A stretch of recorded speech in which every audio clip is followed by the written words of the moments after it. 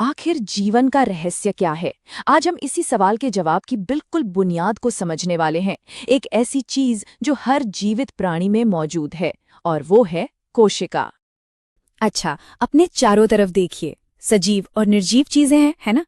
पर कभी सोचा है कि वो कौन सी एक चीज है जो एक पत्थर को एक पौधे से या किसी भी बेजान चीज को एक जिंदा प्राणी से अलग करती है? आखिर वो लाइन कहाँ है? देखिए, इस सवाल का जवाब बस एक शब्द में छिपा है: कोशिका। ये जीवन की सबसे छोटी, पूरी तरह से काम करने वाली इकाई है। अगर किसी चीज में एक भी सही सलामत कोशिका नहीं है तो वो जीवित नहीं है। बस यही जीवन का सबसे बड़ा नियम है। कुछ जीव तो, जैसे बैक्टीरिया, बस एक ही कोशिका से अपनी पूरी जिंदगी चला लेते हैं। उन्हें हम एक कोशिकीय कहते हैं।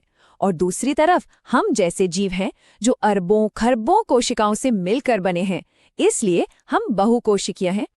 तो ये तो साफ है कि कोशिका ही जीवन की इकाई है। लेकिन हम इस नतीजे पर पहुंचे कैसे? वैज्ञानिकों ने इसे समझने के लिए कुछ नियम बनाए, जिसे हम कहते हैं कोशिका सिद्धांत। और ये जीव विज्ञान की नींव है। ये सिद्धांत ना कोई एक दिन में नहीं आया। जरा सोचिए, साल था 1838।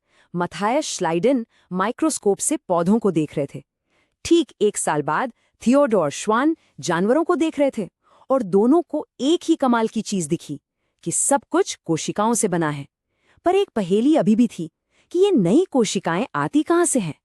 इस गुत्थी को सुलझाया 1855 में रुडोल्फ विर्चो ने।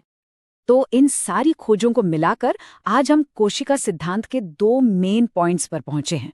पहला, हर जिंदा चीज कोशिकाओं से बनी है। और दूसरा, कोशिकाएं कहीं से भी जादू से पैदा नहीं होती। वो हमेशा हमेशा पुरानी कोशिकाओं के बंटवारे से ही बनती हैं। अब देखिए, ये तो सच है कि सारा जीवन कोशिकाओं से बना है, पर सारी कोशिकाएं एक जैसी नहीं होती। यहाँ जीवन में एक बहुत बड़ा एक बुनियादी बंटवारा है, और वो कोशिकाओं के प्रकार पर आधारित है।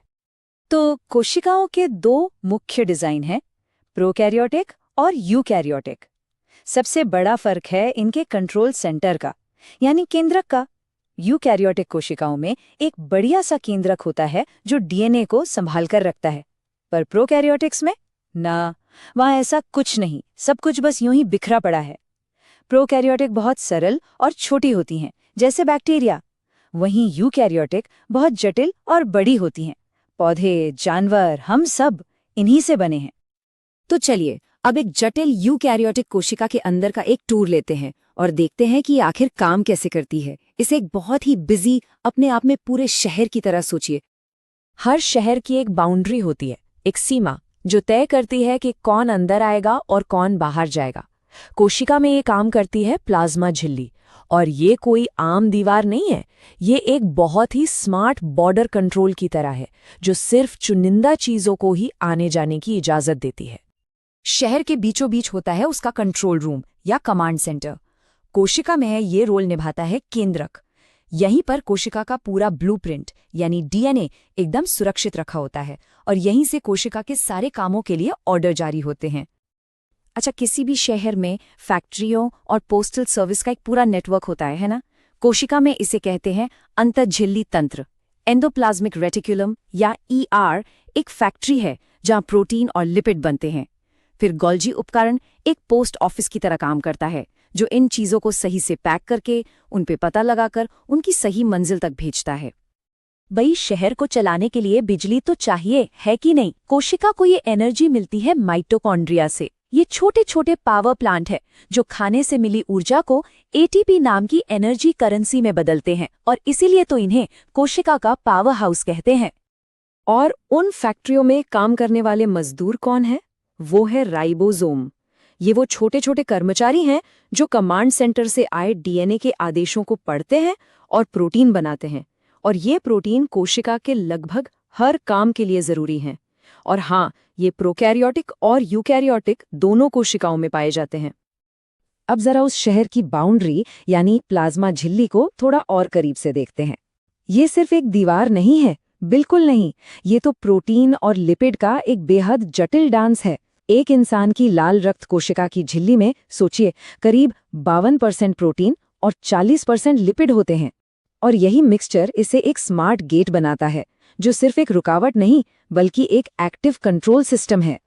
और अब सुनिए एक हैरान कर देने वाली बात। हमारी हर एक कोशिका के उस नन्हे से केंद्रक के अंदर करीब 2 मीटर लंबा डीएनए का धागा होता है। 2 मीटर! ये सारा धागा 46 गुणसूत्रों में इतनी सफाई से पैक होता है। जरा सोच कर देखिए, इतनी छोटी सी जगह में इतनी सारी जानकारी। तो हमने कोशिका के अलग अलग हिस्सों का टूर तो कर लिया, लेकिन असली जादू इस बात में नहीं है कि ये हिस्से क्या हैं। असली जादू तो इस बात में है कि ये सब मिलकर क्या बन जाते हैं।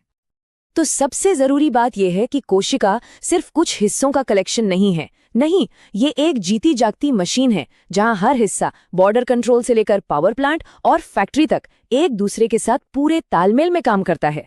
और यही तालमेल इसे जीवन की असली बुनियादी इकाई बनाता है। और ये हमें एक बहुत बड़े सवाल पर लाकर छोड़ देता है। अगर हर एक कोशिका अपने आप में एक इतनी कमाल की और जटिल मशीन है, तो जरा सोचिए कि इनके रहस्यों को पूरी तरह समझकर हम भविष्य में क्या कुछ बना सकते हैं। ये एक ऐसा सवाल है जो आने वाले कई दशकों तक विज्ञान और तकनीक को रास्ता दिखाएगा।